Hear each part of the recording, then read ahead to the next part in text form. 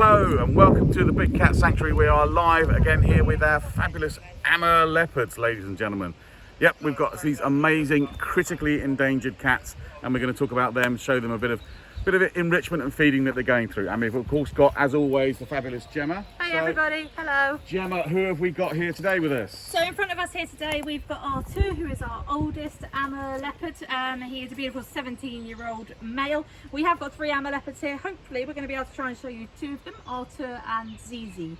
And today they are getting a scatter feed. So Artur is just having a look around his enclosure for his food at the minute. I think he's found a little piece there, so he's just munching on it, but you will see him wander around the enclosure looking for other pieces of food scattered around. Fabulous. And so these are Amur Leopards, Gem. So what's the name Amur about and how is that applicable to these guys? So the Amur Leopard, they're found out in the Russian Far East in a place called the Amur Valley. This is where they have got their name from. Tiny little area that they are found in called Primorsky Krai. And these beautiful cats, like you've mentioned, James, are sadly the most critically endangered cats actually in the world, the critically endangered big cats in the world, and are actually only isolated to that tiny area of the Russian Far East. That's incredible. So when we're talking numbers with these cats, what sort of population are we talking about left in the wild? We are talking about less than 100 individuals now, sadly. Now, back in 2011, the population was only at around 35 to 40 individuals. So actually, us saying that there is just under 100 is obviously a huge improvement, which is amazing. But 100 individuals, obviously, I know you can all imagine at home, that really isn't enough to continue the population unless we do something to help and support them. That's just a crazy number to think of that are left in the wild. So Jem, how's that happened? What's happened to that species to make them so low, the population in the wild? So there's a number of different reasons why this has happened, a few of which I probably have mentioned to you all before. So one of the key ones is poaching, sadly.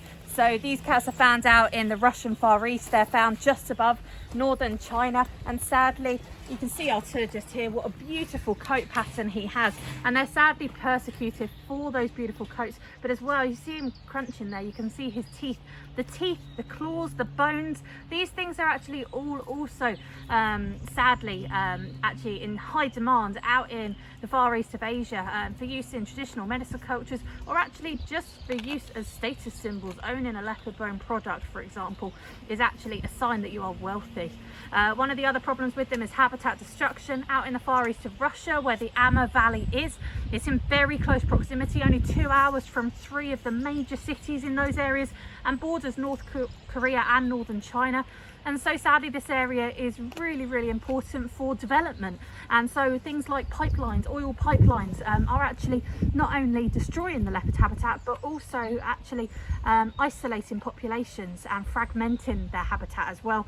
And one final thing we should mention is also disease. Okay, so because the Amur leopard population is at such low numbers, disease is very problematic for them.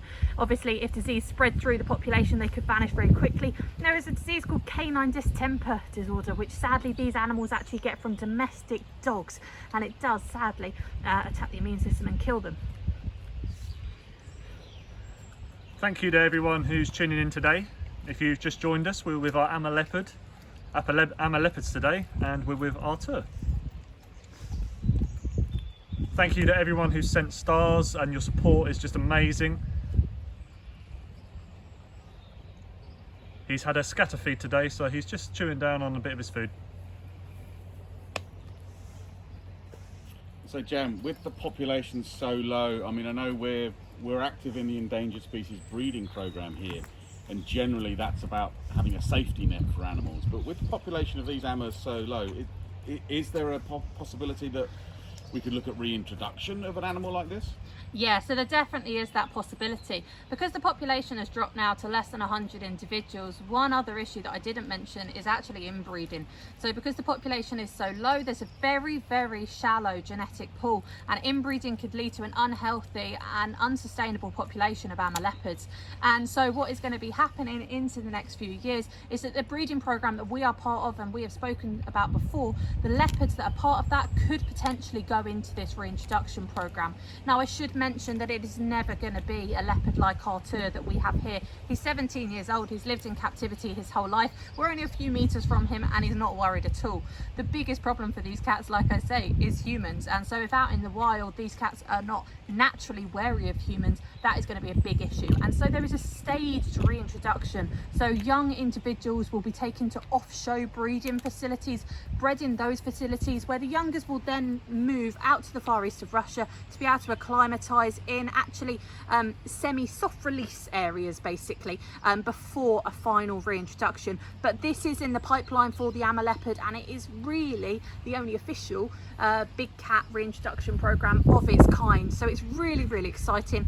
Even more exciting because the leopards that we have here, they are breeding cats. So Artur here, he has bred with us with a beautiful female we have called Zizi. They had 2 boys many years ago, and then Zizi has since bred with a lovely male called Hoga and had a boy and a girl. We are hoping that we could potentially breed Amur Leopards again here at the Big Cat Sanctuary, and those youngsters, as mentioned, could then go off to actually be part of this slow reintroduction program. That's really exciting to hear. I mean, being part of a program like that, and I know we work with Vets International as well, Wildlife Vets International, who are working at doing that reintroduction program out in Amur and other places, is such an exciting thing. And it's a big part, ladies and gents, of when you do give us Facebook stars or you donate and help and support us, it's this sort of conservation program, this sort of breeding program that your funding is going to help. So it's a really big part of what you help us do. So remember, Spots and Stripes Day is on the 29th of May, so this is a spotty cat. So if you're on Team Spots, you're going to be on Team Artur too. Although having said he's got spots, Gem, now these aren't actually called spots, are they? There's a different name for them, isn't there? Yes, so these are called rosettes. Now, quick fun little lesson for all of you to tell the difference between a cheetah, a leopard and a jaguar. These are 3 spotty cats that people always get confused with. Now, you've got a very nice view of Artur's rosettes here. So what you'll notice is they're one ring, okay? They're just one ring, and inside there is actually a gap. Now with cheetahs, they just have dots. So it's almost like someone's got a paintbrush and just dotted splodges across the body. Jaguars also have rosettes like leopards. However, each of their rosettes has one of the little dots dotted in the middle, and the rosettes are much larger as well. Okay, so there are 3 differences. There are the 3 different types of spots that you're going to see on the cats. Good facts there for you, Gem. Thanks very much indeed. Artur there tucking in to his scatter feed, enjoying himself. I hope you're enjoying this back at home, ladies and gents, as well. A nice close-up shot of an animal in action for you.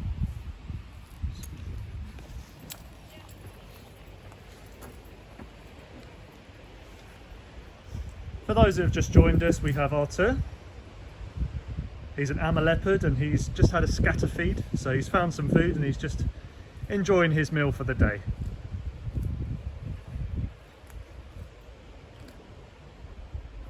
Jem, looking at Artur here, he's got a pole we can see right next to him, and I guess that's a bigger part of his enclosure, which we're just getting a little look at now.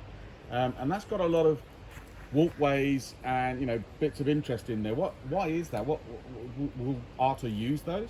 Yeah, so leopards are without a doubt fantastic climbers. You will hopefully be able to see the way Artur is sat, that tail that is curved around the back there.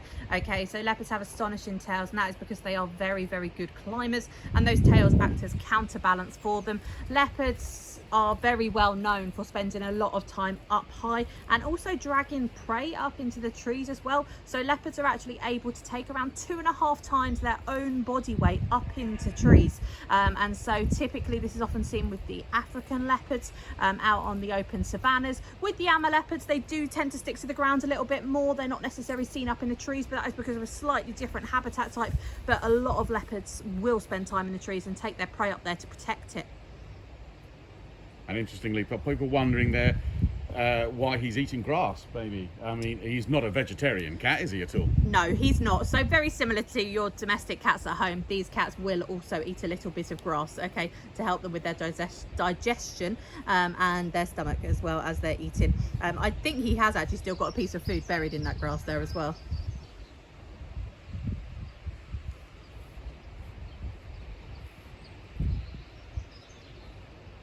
Amazing.